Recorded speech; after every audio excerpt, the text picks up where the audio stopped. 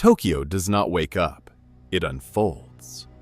At sunrise, trains whisper through tunnels with the precision of a heartbeat. Crosswalks bloom with color, and 100,000 footsteps move as one. The air is clean, the streets spotless, the rhythm hypnotic.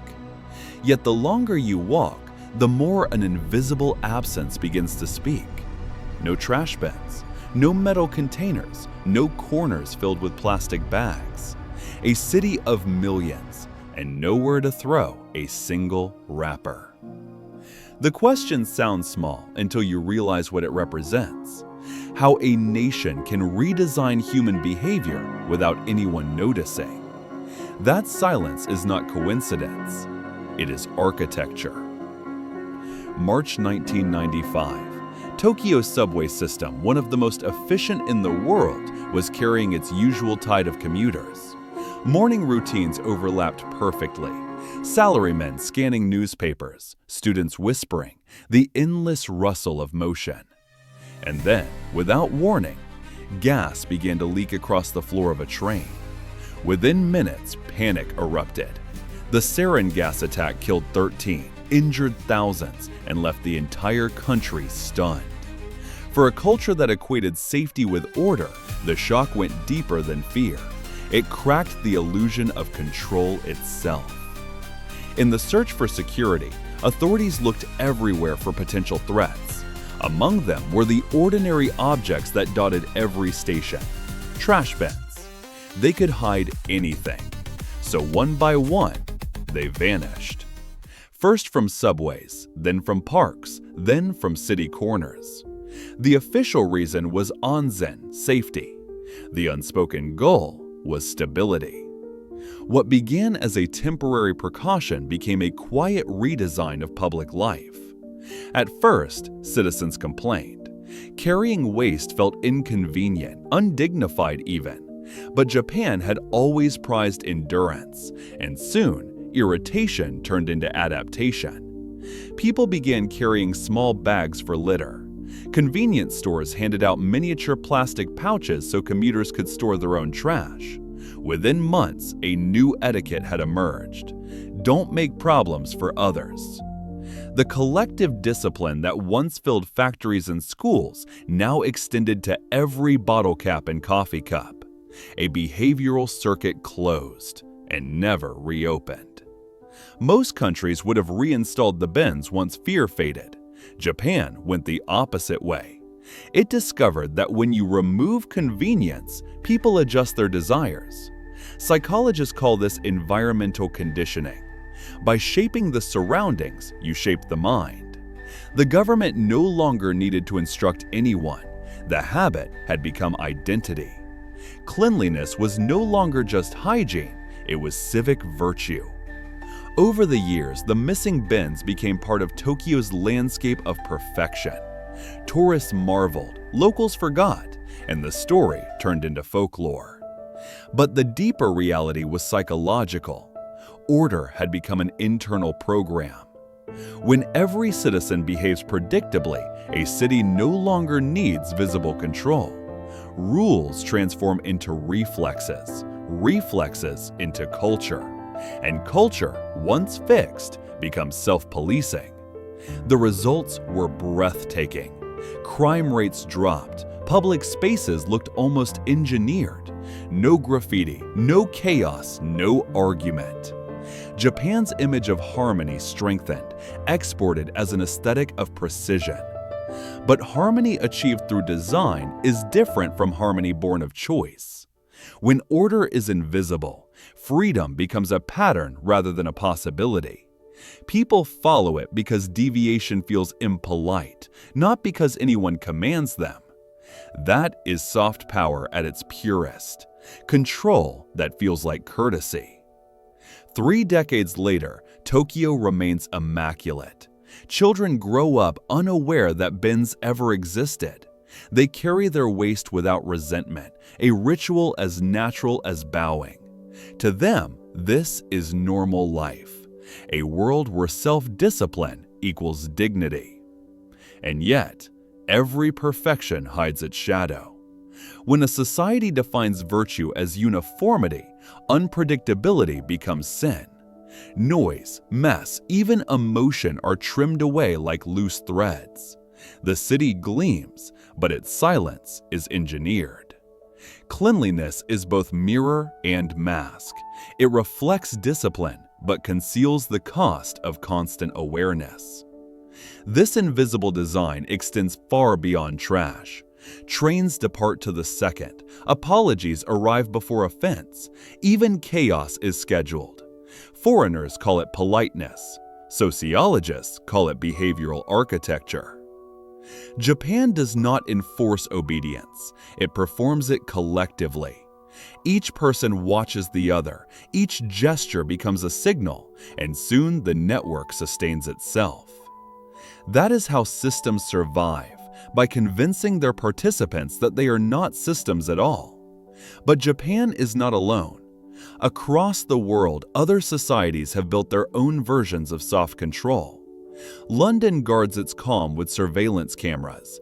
Singapore polishes its order with fines. New York shields itself behind security rhetoric. Different languages, same idea. Stability disguised as virtue. The 1995 decision to remove trash bins was local, but the logic behind it has gone global. It whispers through every convenience that promises safety. Open your phone. Notice how every app removes a little uncertainty. Notifications tidy your attention. Algorithms sweep your curiosity. Recommendation systems keep you clean from randomness. The design principle is identical. Simplify the environment until behavior aligns automatically. Just as Tokyo removed physical clutter to restore peace, the digital world removes cognitive clutter to preserve engagement. Both call it optimization. Both erase friction, and with it, reflection. When a street is too clean, you stop asking who sweeps it. When a feed feels too perfect, you stop asking who filters it. And in that comfort, something shifts. Convenience feels like freedom. Habit feels like choice. But choice repeated without awareness becomes routine, and routine without question becomes rule. Control no longer needs to shout when it can whisper through design. So what does it really mean to live in a city without trash bins? On the surface, it means discipline, harmony, and respect. Beneath the surface, it means a society that internalized fear and converted it into etiquette. The 1995 attack ended in hours. The behavior it triggered has lasted decades. Fear fades, but habits persist. When repetition becomes morality, people forget its origin. They simply call it the way things are. Perhaps that is Japan's true innovation. Not technology, but the ability to transform trauma into routine. Every bottle carried home, every wrapper folded away is an act of cultural maintenance. It keeps the machine smooth, the image intact, and the more effortless it feels, the stronger it becomes. A system that operates without friction is nearly impossible to see, and even harder to question. Look closer at the quiet. Order is not absence of chaos, it is management of perception. Tokyo mastered this art. By removing noise, it taught the world that calm can be engineered. But engineered calm comes at a price. Silence. Silence of rebellion. Silence of spontaneity. Silence that protects beauty by softening the edges of truth. When control becomes invisible, the human spirit learns to live within its shape, mistaking it for peace. As night falls, neon light ripples on the asphalt like liquid discipline. A worker bends to collect a cigarette stub that isn't there. He stands, satisfied, unaware that he has just reenacted an idea older than memory, the belief that perfection is protection. In that small motion lies the city's equation. Responsibility equals identity. The system doesn't need to tell him what to do. He is the system now. Order everywhere is a language. Japan speaks through absence. Other nations speak through abundance, regulation, or distraction. But all dialects translate to the same sentence. We maintain stability by guiding perception. Once guidance feels natural, freedom becomes the illusion of choice inside a perfectly clean room. And yet, awareness changes everything. To see the design is to reclaim the ability to choose. To know that silence can be engineered is to hear the faint sound beneath it. That is not rebellion, it is clarity. Cleanliness itself is not the enemy. Blindness to its cost is. In the end, true order is not measured by how quiet a city becomes, but by how consciously its people sustain that quiet.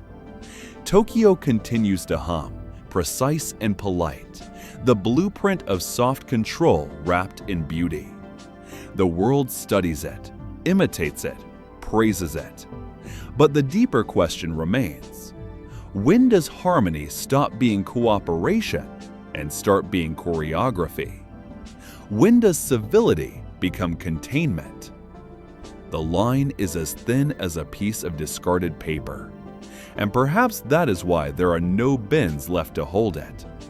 As we leave Japan's immaculate streets, another lesson waits beyond the Alps. A nation famous for neutrality, precision, and comfort. Switzerland, where wealth wears the mask of serenity, and even prisons look kind. But behind that comfort lies the same structure, systems that hide strength behind softness. Next, we'll open that door. This is Global Deep Dive. Uncover the unseen before it quietly covers you.